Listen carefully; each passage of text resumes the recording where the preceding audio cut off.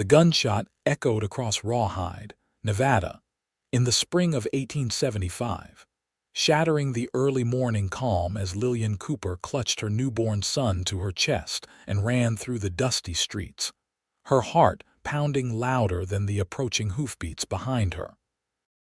She'd never thought her life would come to this, fleeing from the man who had once welcomed her into the family. The man who now claimed ownership over her like she was nothing more than another piece of property left behind by his deceased brother. Lillian's legs burned as she darted between buildings, her calico dress dirty and torn at the hem. Baby Joseph was mercifully quiet, perhaps sensing the danger they were in. 6 weeks had passed since her husband Thomas's death, 6 weeks of mourning interrupted by his brother's unwanted advances and bizarre claims that by frontier law she now belonged to him. "Lillian," the voice bellowed from down the street, "you can't run from me." Thomas would have wanted his son raised proper with family. She ducked into the livery stable, pressing herself against the rough wooden wall, trying to catch her breath. The baby squirmed against her chest as she peered through a crack between the boards. Harold Cooper's imposing figure stalked down the main street, rifle in hand, his face contorted with fury. At 35, he was 7 years older than Thomas had been, with the same chestnut hair but none of his brother's kindness. "Miss Lillian." A whispered voice behind her made her jump. She whirled around to find Danny, the stable boy, his young face concerned. "You all right?" "He's hunting me," she whispered back, her voice breaking. "He says I'm his now that Thomas is gone. He tried to take Joseph from me." Danny's eyes widened. "That ain't right. You stay here." "I know someone who can help." Before she could respond, the boy slipped out the back of the stable. Lillian sank down onto a hay bale, rocking her baby gently. She was 23 years old, a widow with a newborn in a frontier town hundreds of miles from her childhood home in Missouri. She had arrived in Rawhide as a mail-order bride just 14 months ago, falling genuinely in love with Thomas Cooper, a kind shopkeeper who treated her with respect from the moment she'd stepped off the stage. Now he was gone, taken by a fever that had swept through town, and his older brother seemed determined to claim everything he'd left behind, including her. The stable door creaked open and Lillian froze, clutching Joseph tighter. Relief flooded her when she saw it was only Danny returning, but her breath caught when she noticed the tall man following behind him. "Miss Cooper, this here's Mr. Isaiah O'Malley," Danny said. "He runs the Circle O Ranch outside town. If anyone can help you, it's him." Isaiah O'Malley removed his hat, revealing sun-streaked brown hair that fell just past his ears. His face was weathered from years under the Nevada sun, but his eyes were a startling blue that reminded Lillian of the summer sky back home. He couldn't have been much older than 30, but something about his demeanor suggested he'd lived enough for 2 lifetimes. "Madam," he said, his voice low and gentle, "Danny says you're in trouble." Lillian stood shakily, still holding Joseph close. "My brother-in-law. He says that since my husband died, I'm his property now. He tried to take my son this morning." Her voice caught.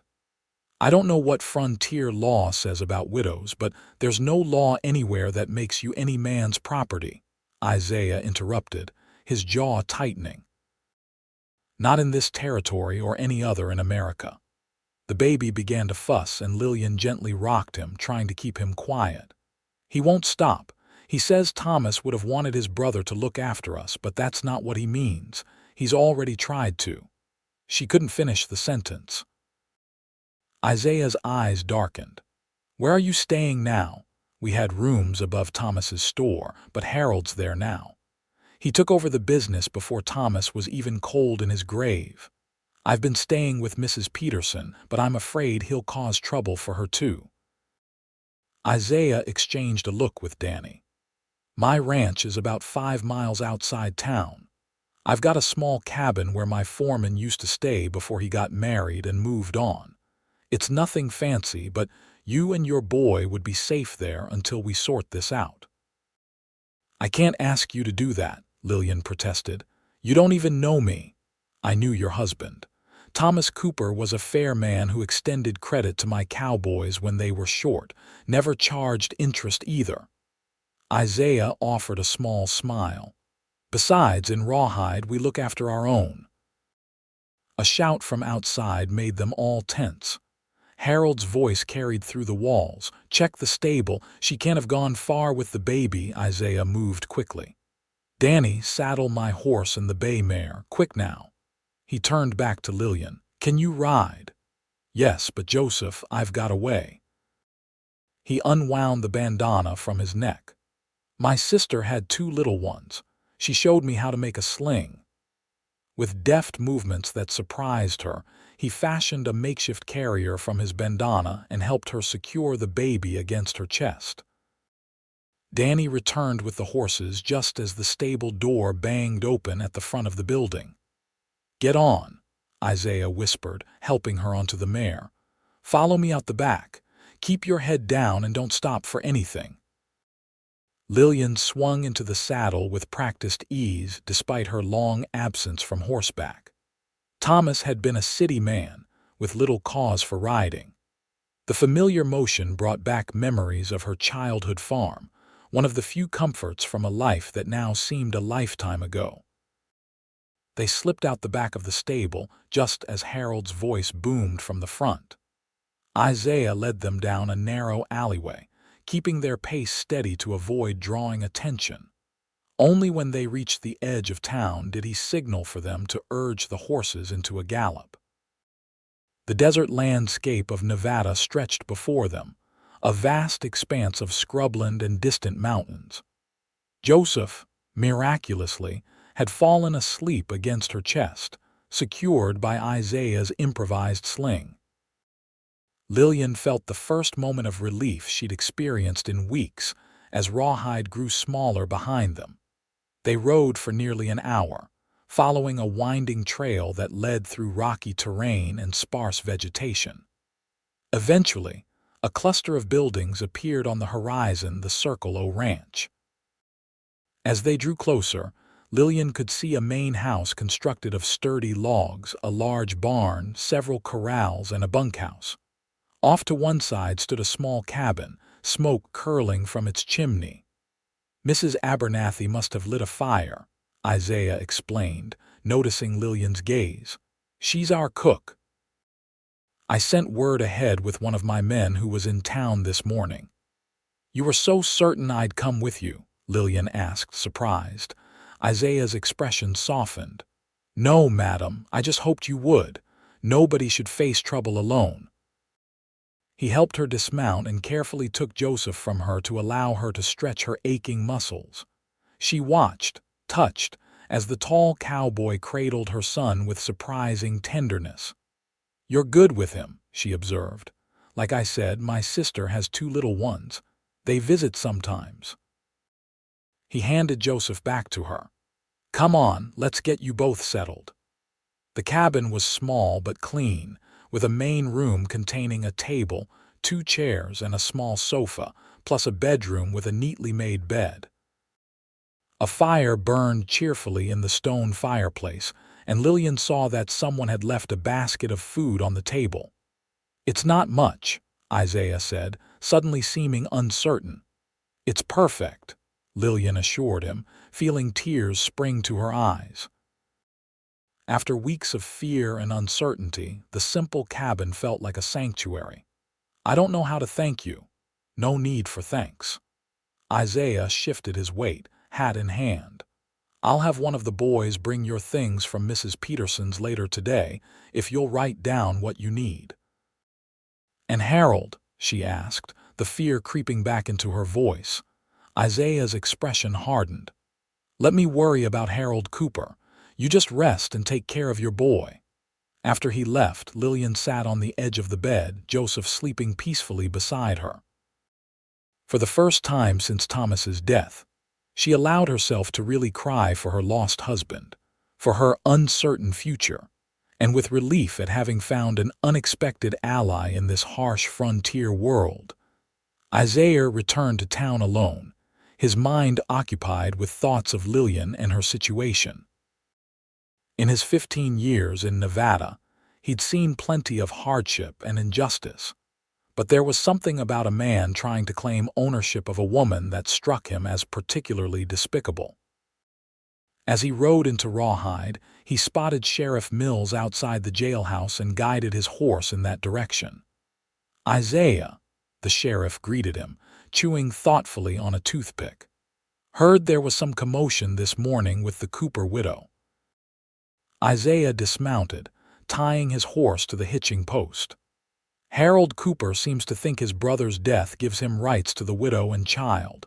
She's frightened enough that she ran." Mills sighed, removing the toothpick. At 50, he was one of the oldest residents of Rawhide, having come west during the Silver Rush 20 years earlier. "Harold's in the saloon, raising hell about someone stealing his family. I told him I don't enforce property claims on people." "Good. Because she's not property and she sure as hell isn't his." Isaiah's voice was quiet but firm. "She's staying at my ranch for now." The sheriff raised an eyebrow. "That's bound to cause talk." "Let it. She's got a cabin to herself and Mrs. Abernathy will be there during the days." Isaiah leaned against the jailhouse wall. "Thomas Cooper was a good man. I won't see his widow and child mistreated." "Fair enough." Mills replaced his toothpick. "But Harold's got friends here, and he's been saying he has papers something Thomas signed giving him guardianship of the child and management of his affairs if anything happened." Isaiah frowned. "Does he actually have these papers?" "He claims they're at the store. I haven't seen them myself." The sheriff shrugged. "Even if he does, they wouldn't give him any rights over Mrs. Cooper herself. The baby, though, that might be more complicated." "I'll speak with Judge Wilson when he comes through next week," Isaiah decided. "In the meantime, I'd appreciate you keeping an eye on Harold. If he tries to come out to my place, I'll warn you," Mills promised. "And Isaiah, be careful. Harold Cooper wasn't always the most stable even before his brother died. Thomas was the one who kept him in check." With that sobering thought, Isaiah made his way to Mrs. Peterson's boarding house to arrange for Lillian's belongings to be sent to the ranch. The elderly widow greeted him warmly, clearly relieved to hear that Lillian had found safe accommodation.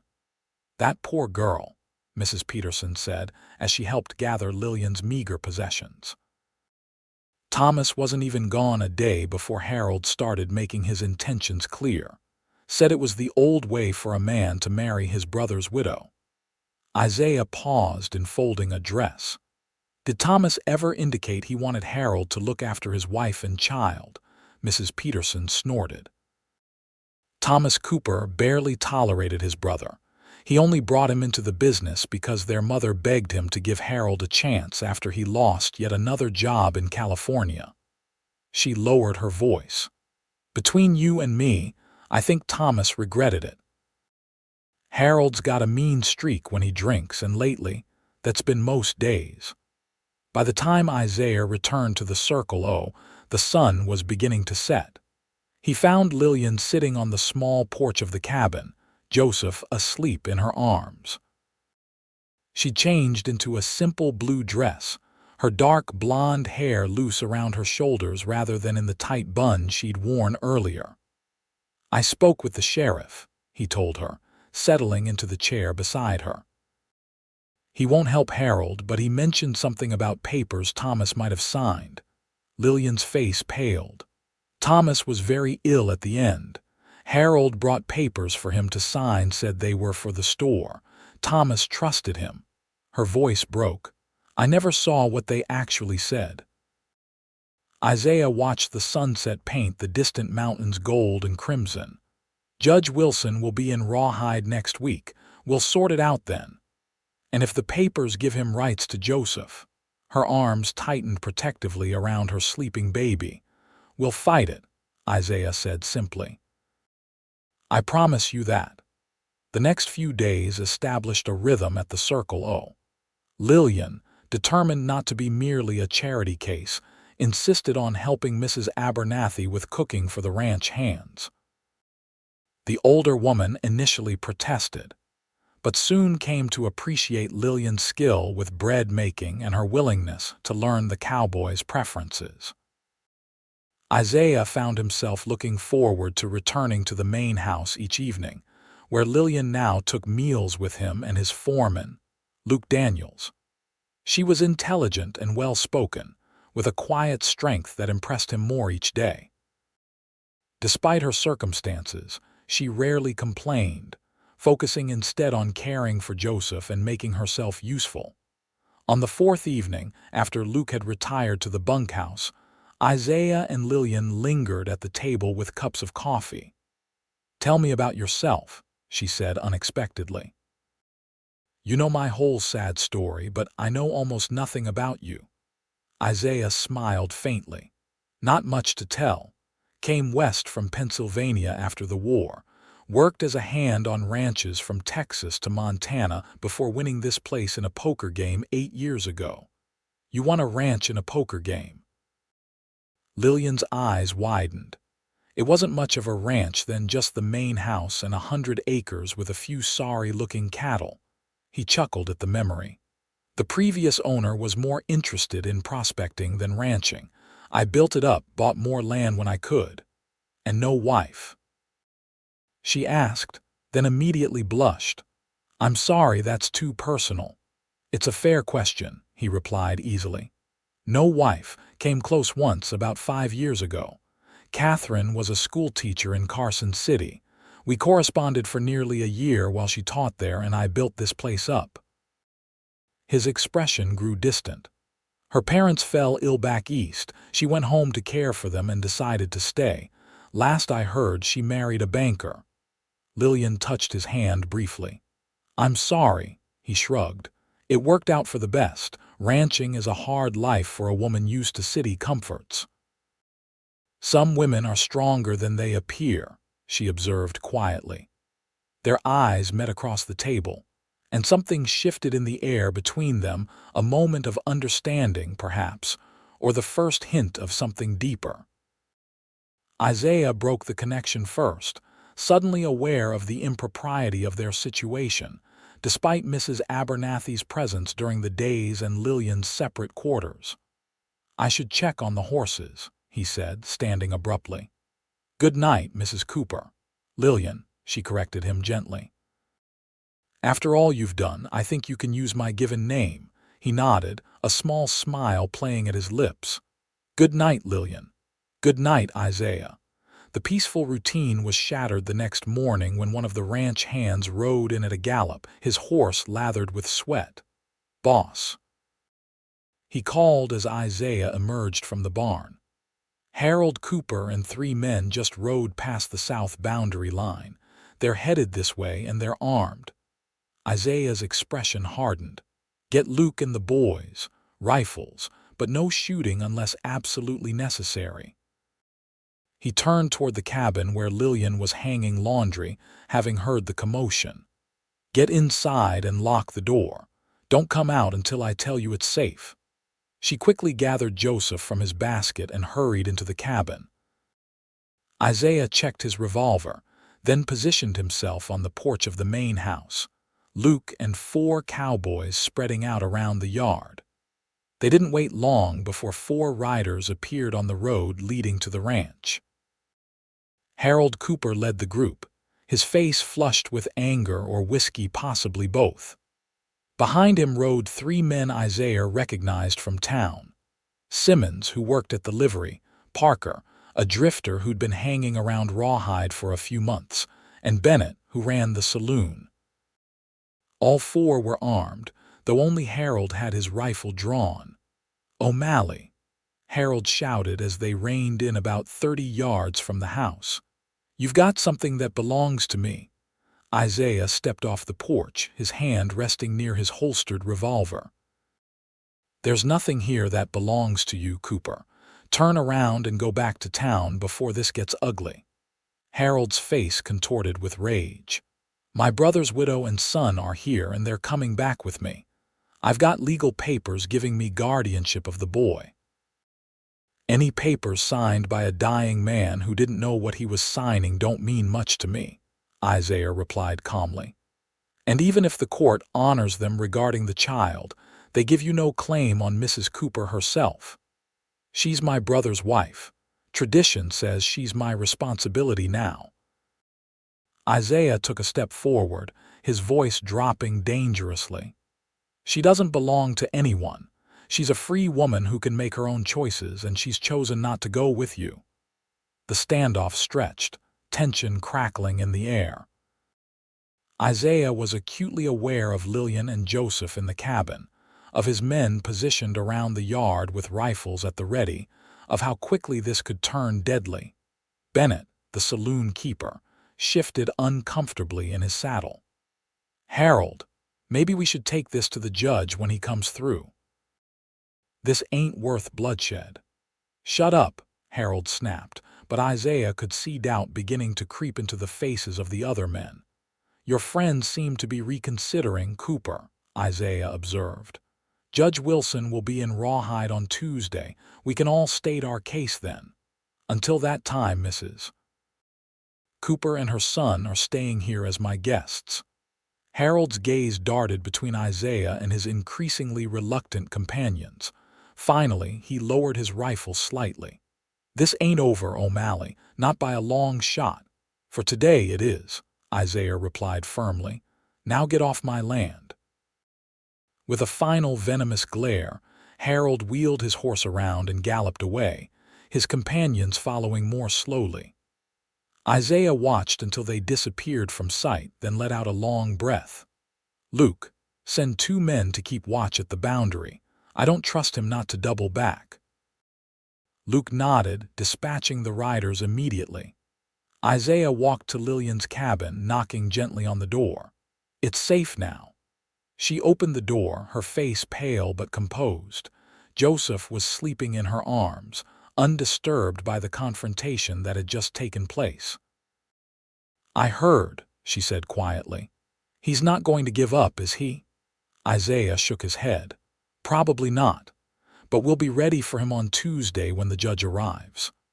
That evening, after Joseph had been fed and put down for the night, Lillian joined Isaiah on the small porch of her cabin.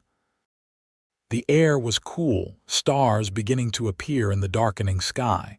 Neither spoke for several minutes, content in the peaceful silence. Thank you, Lillian finally said, for standing up to him like that, for saying I don't belong to anyone.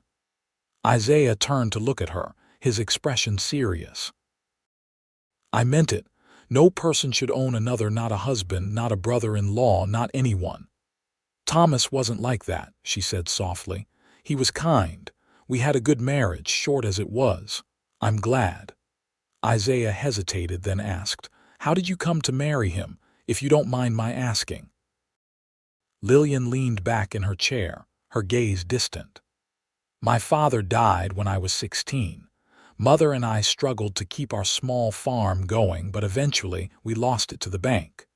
We moved to St. Louis to live with her sister, but there was barely enough room and Mother's health was failing. She sighed. I saw an advertisement in the newspaper, a shopkeeper in Nevada seeking a bride. He sounded respectable and he offered to send train fare.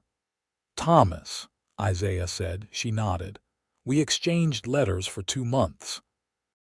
He was honest about what life would be like here, about his business, about what he expected in a wife. I liked his directness, his lack of flowery promises. A faint smile crossed her face. When I arrived, he was exactly as he described himself. We were married the next day by the local minister. It wasn't love at first sight, but respect grew into affection and eventually into something deeper.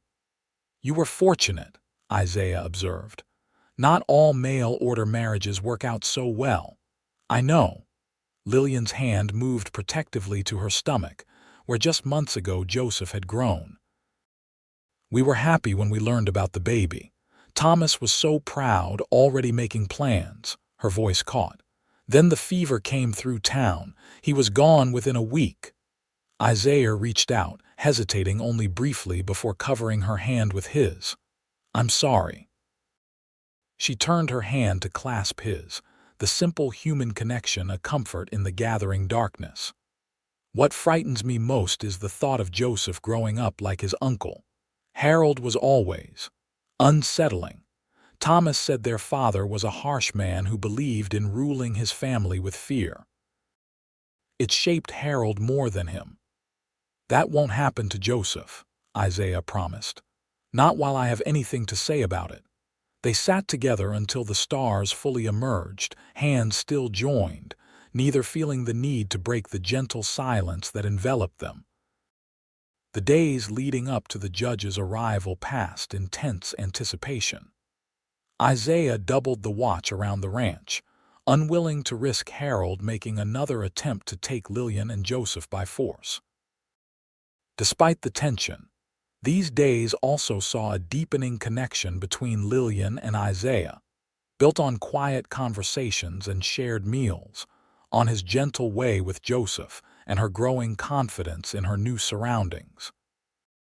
On Monday evening, the night before they were to meet Judge Wilson, Isaiah found Lillian in the garden behind the main house. She was picking late-season tomatoes for Mrs. Abernathy, Joseph sleeping peacefully in a basket nearby. You've settled in well, he observed, helping her gather the ripe fruit. It feels more like home than anywhere has since I left Missouri, she admitted. The ranch, I mean. Everyone has been so kind. Isaiah placed another tomato in her basket, his fingers brushing hers. You've earned their respect. Mrs. Abernathy says you've got a natural way with cooking, and the hands appreciate the improvements to their meals. She laughed, the sound light and musical in the evening air. I've only added a few recipes. Your Mrs. Abernathy is a treasure. She's certainly taken to you and Joseph. Isaiah paused, suddenly serious. Lillian, about tomorrow, her smile faded. I've been thinking about what to wear. I want to look respectable for the judge, but I don't have many options. You'll look fine, he assured her.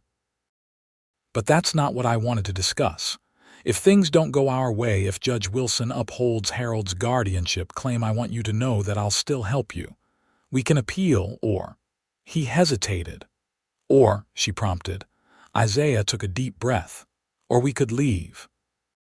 Take you and Joseph somewhere Harold couldn't find you. California, maybe, or even back east. Lillian's eyes widened. You would do that. Leave your ranch, everything you've built. A ranch is just land and buildings, he said quietly. It can be replaced. She set down her basket, emotions warring on her face. Why? Why would you do so much for us? You barely know me. Isaiah stepped closer, his voice low and earnest. I know enough. I know you're brave and kind. I know you're a good mother who would do anything to protect her son. I know that in just these few days, you've brought more life and warmth to this ranch than it's seen in all the years I've owned it. Lillian's breath caught as she looked up at him, seeing something in his eyes that both thrilled and frightened her. Isaiah. I'm not asking for anything, he said quickly. I just want you to know that whatever happens tomorrow, you're not alone. Before she could respond, Joseph began to fuss in his basket. The moment broken, Lillian stepped back and picked up her son, soothing him with practiced ease. Thank you, she said simply, for everything. Isaiah nodded, understanding all she couldn't say. We should get some rest. Tomorrow will be a long day. Tuesday dawned clear and cool, a perfect autumn day in Nevada. Isaiah drove Lillian and Joseph into town in his wagon, both dressed in their best clothes. Mrs. Abernathy had helped Lillian alter one of her dresses for the occasion, a navy blue affair with minimal trim that looked appropriately somber, yet respectable. As they approached Rawhide, Isaiah noticed how Lillian tensed, her arms tightening around Joseph. It will be all right, he assured her, though he couldn't be certain himself. The courthouse was a modest building near the center of town, and a small crowd had already gathered outside. Word of the dispute had spread quickly in the small community, and Isaiah recognized faces from all corners of Rawhide: shopkeepers, ranchers, miners from the outlying areas. Sheriff Mills met them at the entrance. Judge is already inside. So is Harold with his lawyer from Carson City. Isaiah frowned. A lawyer? I wasn't aware we needed legal representation. Judge says you don't necessarily. This is a hearing, not a trial. Mills glanced at Lillian sympathetically. But it might have been wise to have one on your side, too. They entered the courthouse to find Judge Elijah Wilson seated behind a table at the front of the room. At 60, he was a formidable presence with his silver hair and piercing eyes that seemed to miss nothing. Harold sat to one side with a thin man in an expensive suit, while chairs had been arranged on the opposite side for Lillian and Isaiah. The judge called the hearing to order, his deep voice commanding immediate attention.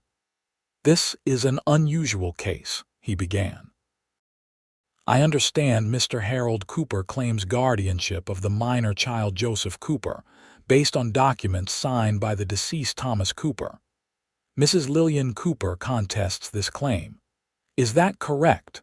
Both parties confirmed this was the case. "Let me see these documents," the judge ordered. Harold's lawyer presented several papers, which the judge examined carefully, his expression giving nothing away. Finally, he looked up.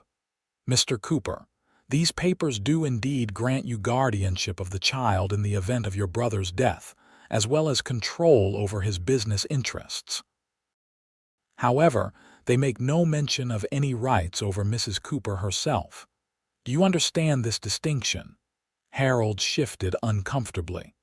"Yes, Your Honor, but it's traditional for a brother to take responsibility for his brother's widow. I'm only trying to keep the family together as Thomas would have wanted." The judge turned to Lillian. "Mrs. Cooper, when were these documents signed?" 3 days before my husband died, Your Honor," Lillian replied steadily. "He was very ill with fever." Harold brought the papers to his bedside and said they were regarding the store. "I see." The judge stroked his beard thoughtfully. "And did you witness the signing?" "Yes, Your Honor, but Thomas was barely conscious. He trusted his brother and signed where indicated without reading the documents." The courthouse murmured with this revelation. Judge Wilson silenced the room with a stern look before continuing. "Mr. Cooper, do you deny that your brother was seriously ill when he signed these papers?" Harold's face reddened. He knew what he was signing. "He wanted me to look after his son and his business. And his wife," the judge pressed. "Did he specifically request you look after her as well?" "Not in so many words, but yes or no, Mr. Cooper," Harold glared.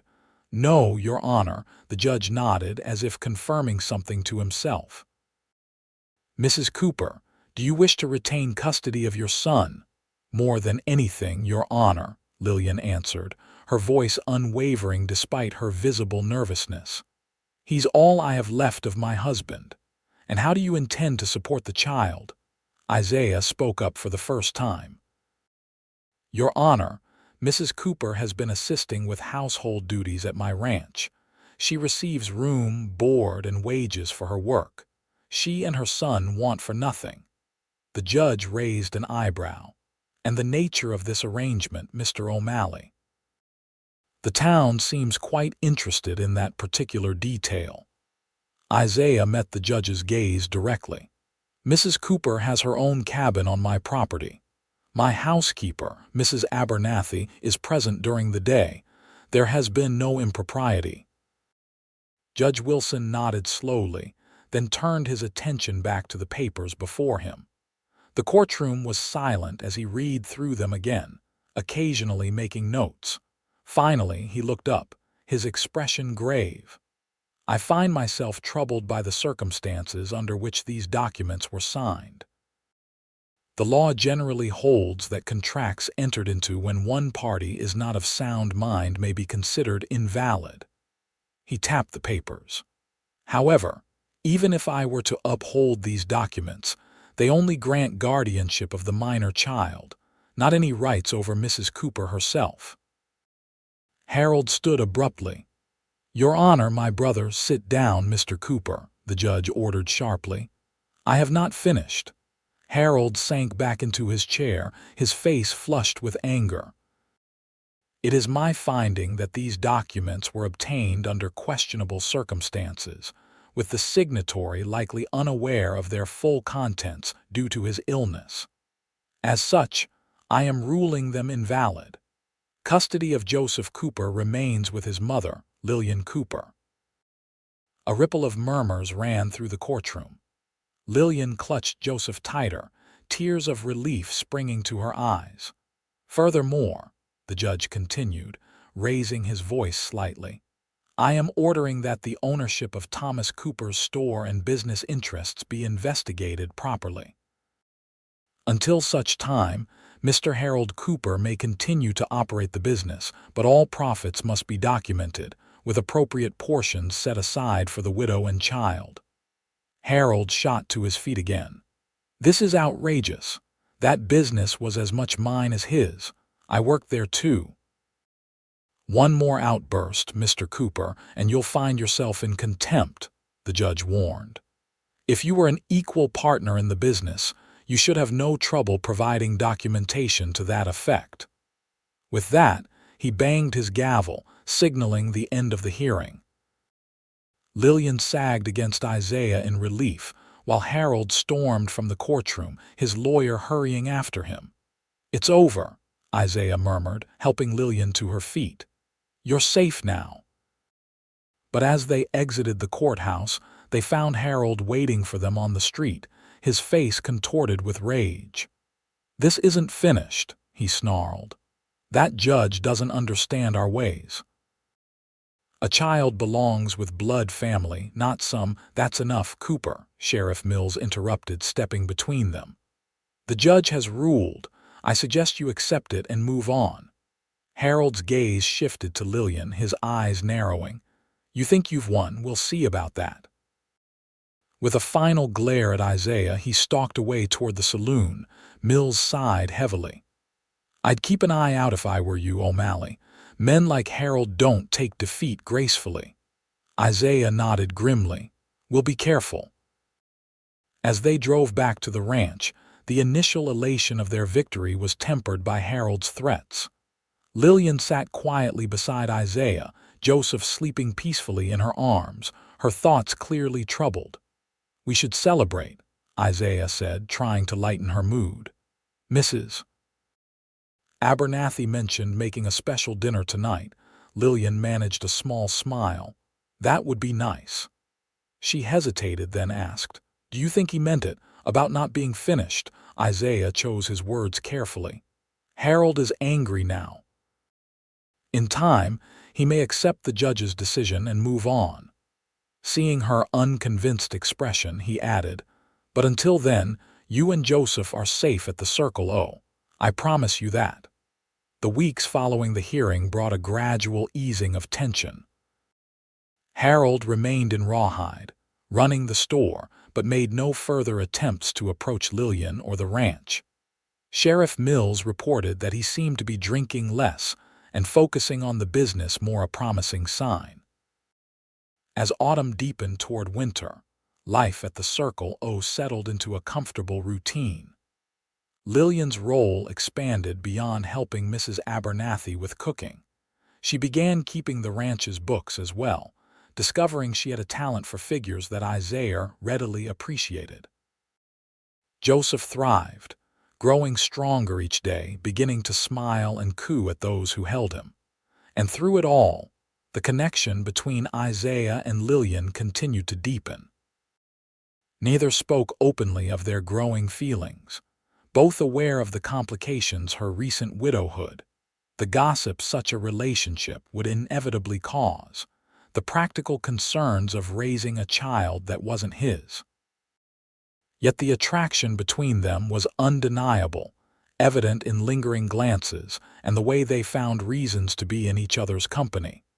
One crisp November evening, as the first snow of the season began to fall, they sat together before the fire in the main house. Mrs. Abernathy had retired early with a headache, and Joseph was asleep in a cradle Isaiah had surprised Lillian with the week before, crafted by his own hands from pine wood. "You've made quite a difference around here," Isaiah said, watching the flames dance in the fireplace.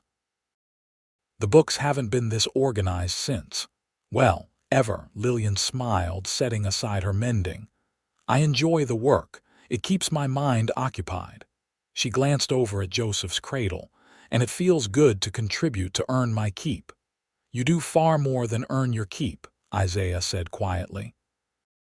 "This place feels like a home now, not just a ranch." Their eyes met across the space between them, the air suddenly charged with unspoken emotions. Isaiah cleared his throat, breaking the moment. "I've been meaning to ask, what are your plans, now that the matter with Harold seems settled?" Lillian's hand stilled in her lap. "Plans? For the future," he clarified.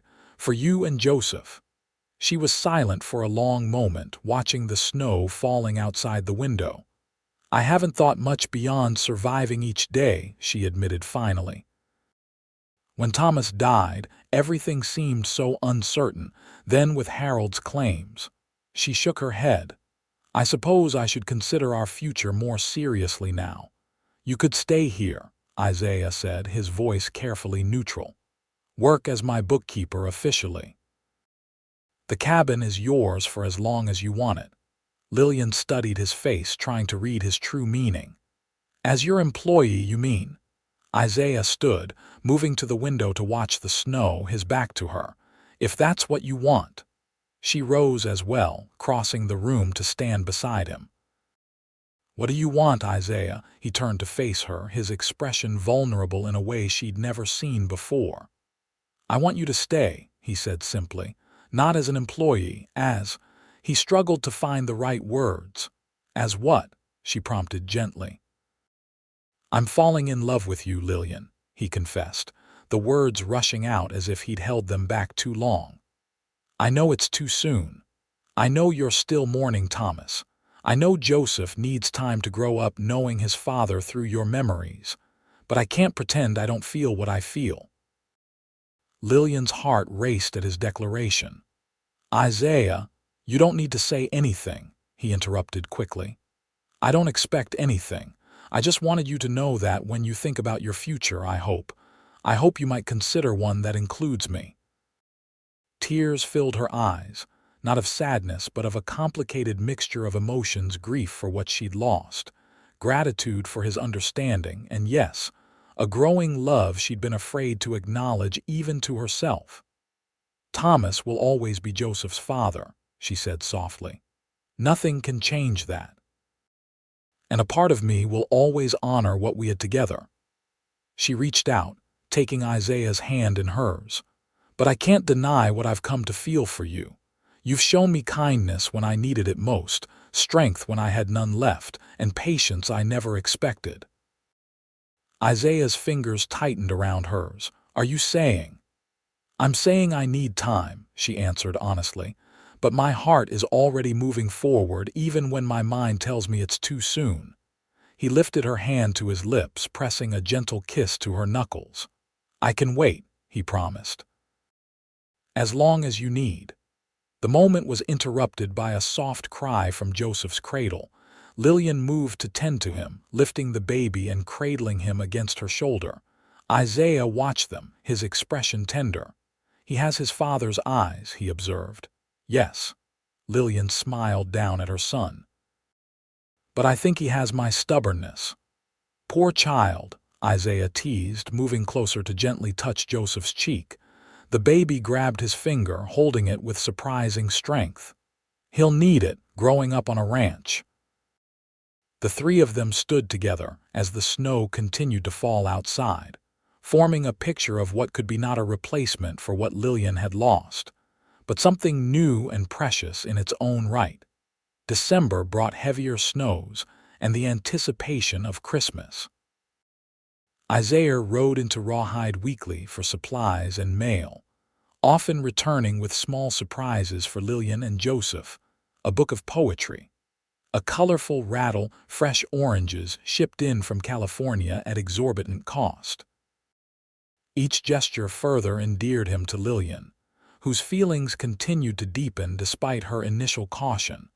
On one such trip, just a week before Christmas, Isaiah encountered Harold Cooper outside the general store. To his surprise, Harold nodded politely, even stopping to exchange pleasantries about the weather. "How are Lillian and the boy?" Harold asked, his tone neutral. Isaiah regarded him warily. "They're well. Joseph is growing quickly." "Good, good." Harold shifted uncomfortably. "Listen, O'Malley. I've been thinking about my behavior, the things I said and did after Thomas died." He shook his head. "The fever took my brother, and I think it addled my mind for a while too. I'm not proud of how I acted." Isaiah studied the man carefully, looking for signs of deception but finding none.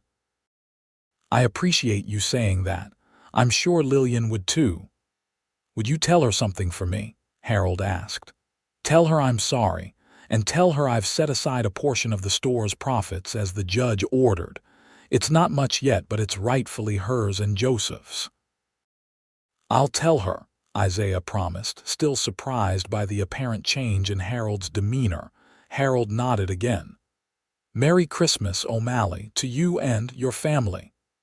As Isaiah rode back to the ranch, he pondered the exchange. People could change, he'd seen it before. Perhaps losing the court case had been the wake-up call Harold needed. Still, he couldn't help feeling uneasy about the sudden transformation. He shared the encounter with Lillian that evening as they decorated a small pine tree Isaiah had cut down for the main house. "He seemed genuinely remorseful," Isaiah concluded, "and he mentioned money set aside for you and Joseph from the store."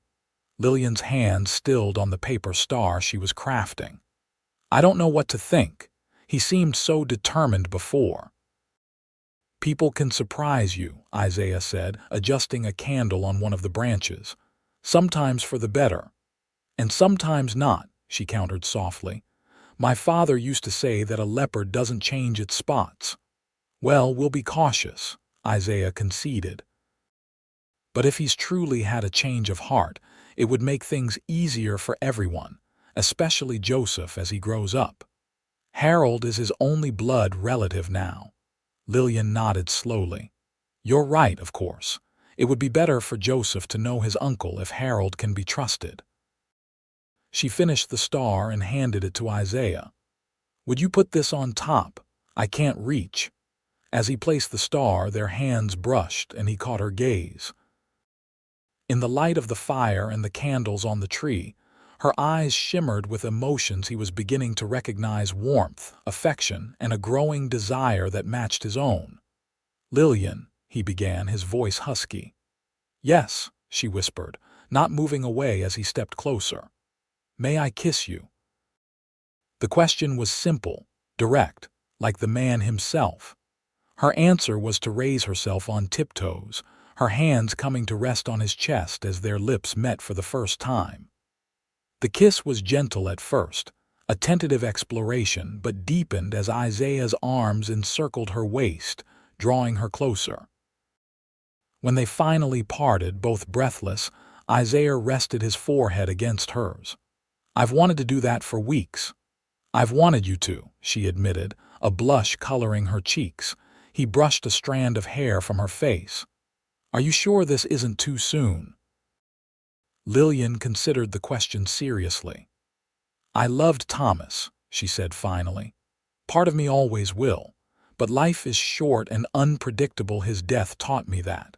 I don't want to waste whatever time we have pretending I don't care for you when I do." Isaiah kissed her again, this time with more certainty. "I love you, Lillian Cooper. You and Joseph both." "And we love you," she replied, her heart full with the truth of it. Christmas at the Circle was a joyous affair. Isaiah closed the ranch for the day, giving all the hands time off. though most had nowhere to go and joined the celebration in the main house. Mrs. Abernathy outdid herself with the feast, and Lillian had baked pies and cookies for days in preparation. Isaiah presented Lillian with a delicate silver locket containing a tiny portrait of Joseph, which he'd commissioned from a traveling artist who'd passed through Rawhide. For Joseph, he had a hand-carved wooden horse, the first of what he promised would be a complete stable of toys as the boy grew older. Lillian's gift to Isaiah was a new ledger book, bound in fine leather with his initials embossed on the cover, and a knitted scarf in deep blue that matched his eyes. Simple gifts, but given with such obvious care that Isaiah treasured them immediately. As they sat together that evening after all the festivities had ended and Joseph slept peacefully in his cradle, Isaiah took Lillian's hand in his. "I've been thinking," he began. "A dangerous pastime," she teased gently. He smiled. "Perhaps, but I've been thinking about us, about our future." He hesitated, then plunged ahead. "I know it's soon. Too soon, probably, by most people's reckoning, but I can't imagine my life without you and Joseph in it now." Lillian's breath caught as he reached into his pocket and withdrew a small velvet pouch. "I'm not asking for an immediate answer," he continued, opening the pouch to reveal a simple gold band set with a single small diamond. "I know you need time, and there would be talk in town about the widow Cooper remarrying so quickly, but I wanted you to know my intentions." "Isaiah," she whispered, tears filling her eyes. "I want to be a father to Joseph," he said earnestly. "Not to replace Thomas in his memory, but to give him the guidance and love every boy deserves. And I want to be your husband, Lillian, when you're ready. Whether that's next month or next year or longer." She stared at the ring, emotions warring within her. The proper period of mourning for a widow was at least a year, sometimes two. To remarry sooner would indeed cause talk, perhaps even scandal. Yet her heart urged her forward toward the future Isaiah offered. "I don't need to wait a year," she said finally, looking up to meet his gaze. "Perhaps a few more months out of respect for Thomas. But yes, Isaiah O'Malley, yes, I will marry you."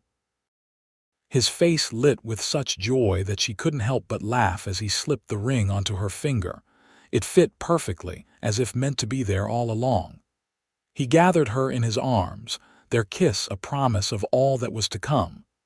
"We'll make it official in the spring," he murmured against her hair. "When the snow melts and the land wakes up again." "A new beginning," she agreed, nestling against his chest. Neither could have known that their newfound happiness would soon be tested in ways they couldn't imagine. January brought bitter cold and more snow than Rawhide had seen in years. The ranch hands struggled to keep the cattle fed and protected from the worst of the storms, while Lillian and Mrs. Abernathy ensured the house remained warm and the pantry stocked. Isaiah continued his weekly trips to town, though Lillian worried each time he rode out. On the last such journey of the month, he returned with troubling news. "Harold's gone," he announced as he stamped snow from his boots in the entryway. Lillian looked up from her mending, alarmed. "Gone? What do you mean?" "Left town 3 days ago, according to Sheriff Mills. Sold the store to Jenkins and rode out, saying he had business in Carson City." Isaiah hung his coat by the fire to dry. "The strange thing is, he withdrew all the money from the bank before he left, including the funds he'd set aside for you and Joseph." A chill that had nothing to do with the weather ran through Lillian. "You don't think he's coming back, do you?" Isaiah frowned, rubbing his jaw thoughtfully. "Hard to say. Mills didn't seem concerned. Said Harold mentioned investments he wanted to make." "I don't like it," Lillian said, setting aside her work. "That sudden apology, then disappearing with all the money." "It could be nothing," Isaiah reassured her, though his expression remained troubled. "But I've asked the hands to keep an extra watch just in case." February passed without incident, and as March arrived with the first hints of spring, Harold Cooper's departure became just another piece of gossip in Rawhide's past. Lillian and Isaiah began making plans for their April wedding, a small affair to be held at the ranch with Judge Wilson officiating. Joseph, now nearly 6 months old, was thriving. He had begun to sit up on his own and was attempting to crawl, much to Lillian's delight and Isaiah's amusement. The bond between the child and the man who would soon be his stepfather grew stronger each day, with Joseph lighting up whenever Isaiah entered the room. One mild afternoon in late March, Lillian decided to take advantage of the pleasant weather and hang laundry outside rather than by the fire. Joseph was napping, and Mrs. Abernathy had gone into town with one of the ranch hands to purchase supplies for the wedding feast. She was pinning sheets to the line, enjoying the feel of sunshine on her face after the long winter, when she heard a horse approaching from the direction of the road. Assuming it was Isaiah returning from checking the south pasture, she didn't turn immediately. "Nearly done here," she called over her shoulder. "Joseph's still sleeping, so we have a few minutes of peace." When no response came, she glanced back and froze. Harold Cooper sat astride his horse not 20 feet away, a rifle resting across his saddle.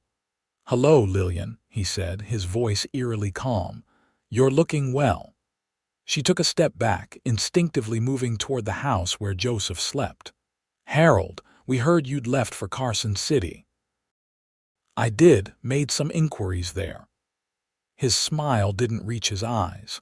"Interesting things I learned about legal rights, about guardianship, about how a judge's ruling can be overturned with the right influence." Lillian's heart pounded in her chest.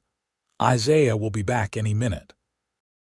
"Whatever you're planning, O'Malley's checking the south pasture. I passed his men on my way and told them I was here to see you about some money from the store sale. Very trusting fellows." Harold dismounted, keeping the rifle in hand. "Don't worry, I'm not here to hurt anyone. I've just come for what's mine." "Nothing here is yours," Lillian said firmly, though fear made her voice waver.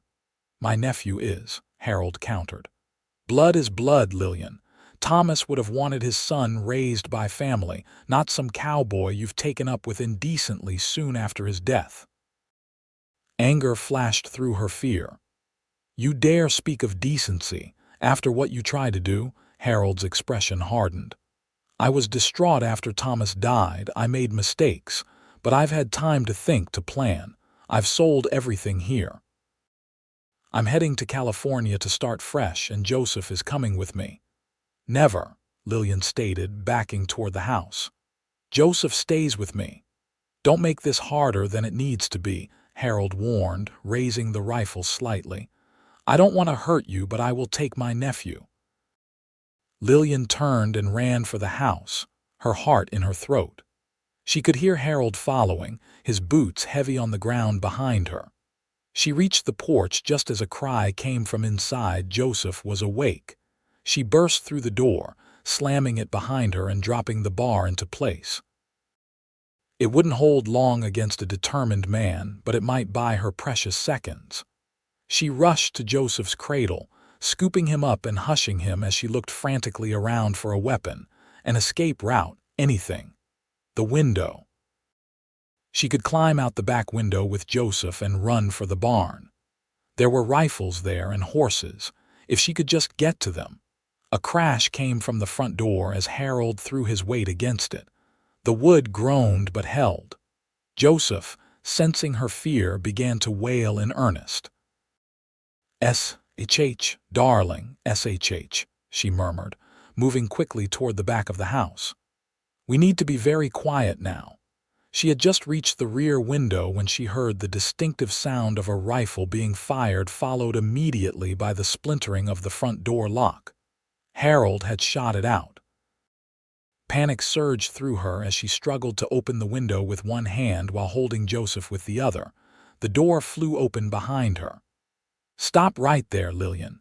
She froze, then slowly turned to face her brother-in-law. Joseph clutched protectively to her chest. "Please, Harold. Don't do this. He's just a baby." "He's my brother's son," Harold said, stepping into the house, rifle still in hand. "And he's coming with me to California. You can visit when he's older if you behave yourself." "He needs his mother," Lillian pleaded, tears filling her eyes. "Please don't separate us." Something like regret flickered across Harold's face, quickly replaced by determination. "It's already decided. Now give him to me and I promise I won't hurt you." "No." Lillian backed away until she hit the wall. "I won't let you take him." Harold raised the rifle, pointing it directly at her. "I don't want to use this, but I will. The boy comes with me, one way or another." Time seemed to slow as Lillian stared down the barrel of the rifle. Joseph's cries had subsided to whimpers, as if even he sensed the gravity of the moment. She thought of Isaiah, somewhere on the ranch, unaware of the danger, of the future they had planned together, of the life Joseph deserved. Harold Cooper. The voice from the doorway was like thunder in the small room. "Drop that rifle now." Isaiah stood in the entrance, his own rifle leveled at Harold's back. His face was a mask of cold fury that transformed his usually gentle features into something dangerous. Harold tensed, but didn't lower his weapon. "This isn't your concern, O'Malley. This is family business." "Lillian and Joseph are my family now," Isaiah replied, his voice deadly calm. "And you're threatening them with a rifle in my house. Drop it. I won't ask again." The tension in the room was unbearable as Harold remained frozen, rifle still pointed at Lillian. She could see the calculations running behind his eyes, whether he could shoot her or grab Joseph before Isaiah fired, whether Isaiah would actually pull the trigger. "You won't shoot me in the back," Harold said finally. "Not in cold blood. You're too righteous for that."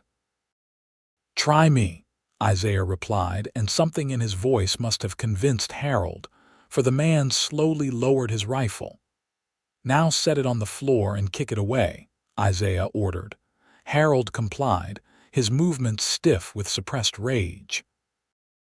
As the rifle skittered across the wooden planks, Isaiah moved further into the room, keeping his own weapon trained on Harold. "Lillian, take Joseph and go to the main house. Send one of the hands for the sheriff."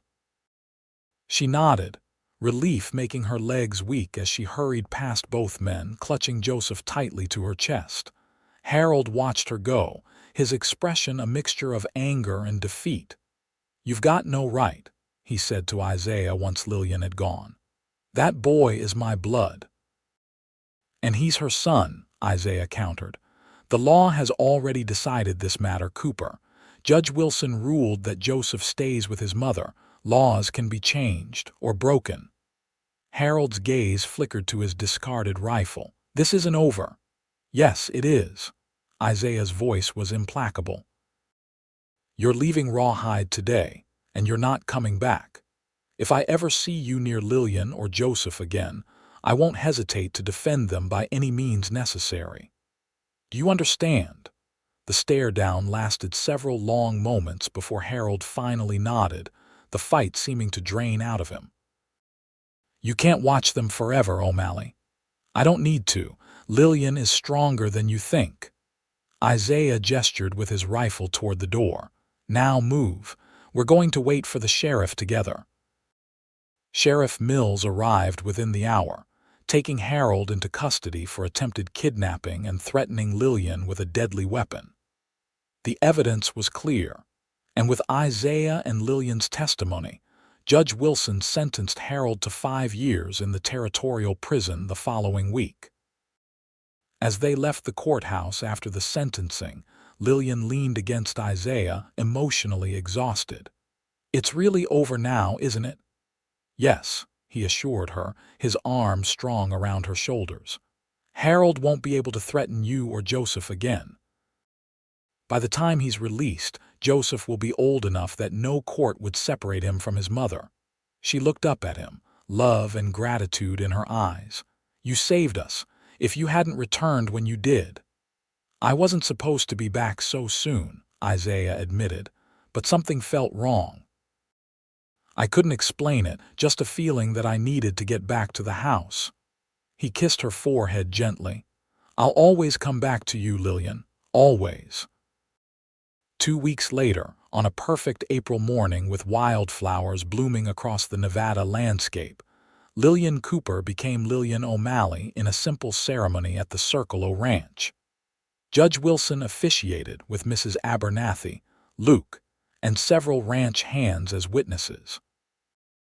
Joseph, dressed in a tiny suit Isaiah had ordered specially from San Francisco, watched from Mrs. Abernathy's arms, occasionally babbling as if offering his own commentary on the proceedings.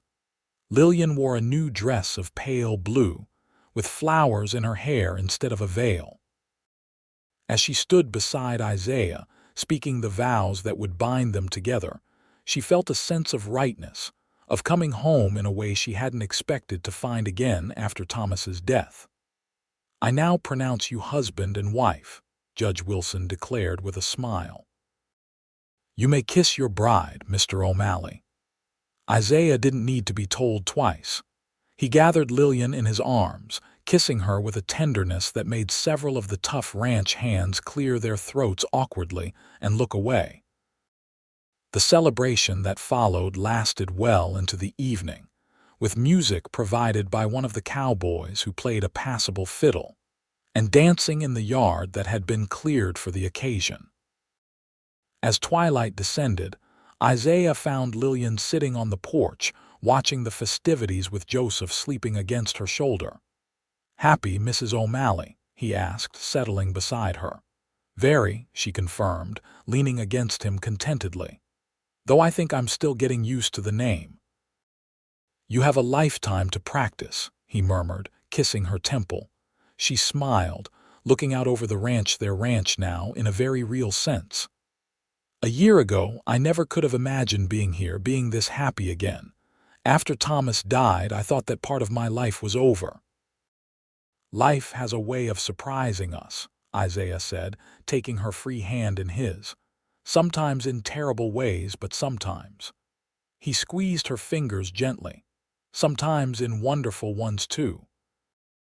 As the stars emerged in the clear Nevada sky, Lillian thought about the journey that had brought her here from Missouri to Rawhide as a mail-order bride, through love and loss and danger, to this moment of newfound happiness. Nothing was certain in this frontier world, but with Isaiah beside her and Joseph in her arms, she faced the future with hope rather than fear. I love you, she said simply, turning to meet her husband's gaze. His smile was all the answer she needed. Epilogue 5 years later, the summer sun beat down on the Circle O Ranch, now nearly twice the size it had been when Lillian first arrived. The main house had been expanded as well, with a new wing added to accommodate their growing family. Joseph, now 5 years old, chased his 3-year-old brother Thomas around the yard while their father watched from the corral where he was breaking a new horse. Lillian stood on the porch, one hand resting on her swollen belly where their third child grew. At nearly 7 months along, she found the heat particularly challenging, but the doctor in Carson City had assured her that both she and the baby were healthy.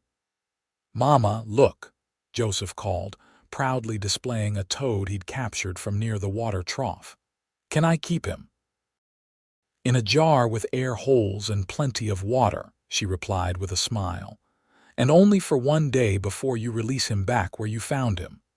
Joseph's face lit up. Yes, madam. He dashed off to find a suitable container, his little brother toddling after him on chubby legs. Isaiah finished with the horse and joined her on the porch, wiping sweat from his brow. How are you feeling today? He asked, his hand joining hers on her stomach. Like I'm carrying a future bronco rider, she laughed as the baby kicked. He's been active all morning. Could be a she, Isaiah reminded her. Might be nice to have a little girl this time. Either way, this one already has your energy. She leaned against him, content despite the heat and her ungainly state. 5 years had brought many changes to the Circle. The ranch had prospered under their joint management, with Lillian's head for figures complementing Isaiah's practical knowledge of cattle and horses. Joseph had grown into a bright, curious boy who adored his adoptive father, though they had been careful to keep Thomas Cooper's memory alive through stories and the few photographs they possessed. Harold Cooper remained a distant shadow, still serving his prison sentence. They had received word that with good behavior he might be released next year, but neither Isaiah nor Lillian feared his return. Rawhide had made it clear whose side the town stood on, and Harold would find no allies should he choose to make trouble again. "Luke says the north pasture is ready for the new herd," Isaiah said, changing the subject. "We should be able to move them next week."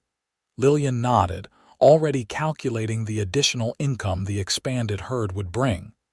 "That's good timing. The bank loan for the new barn will be due in October." Isaiah smiled, shaking his head in admiration. "I don't know what I'd do without you keeping track of all that. Probably forget to pay the hands and end up doing all the work yourself," she teased. He laughed, pulling her closer for a kiss. "Probably." From the yard came the sound of childish squabbling, followed by Thomas's wail. Lillian sighed, starting to move toward the commotion, but Isaiah stopped her. "I'll handle it. You rest." He pressed another quick kiss to her lips before heading to sort out whatever dispute had arisen between their sons. Lillian watched him go, her heart full. She had loved twice in her life, differently each time, but genuinely both times. Thomas Cooper had given her Joseph and brought her to Nevada, changing the course of her life. Isaiah had shown her that love could be found again, even after devastating loss, and had given her a family and home beyond anything she could have imagined. As the sun began its descent toward the western mountains, casting golden light across the ranch, Lillian O'Malley offered a silent prayer of gratitude for the journey that had brought her here, for the man who had declared that she belonged to no one, only to win her heart completely, and for the future they continued to build together in this wild, beautiful land.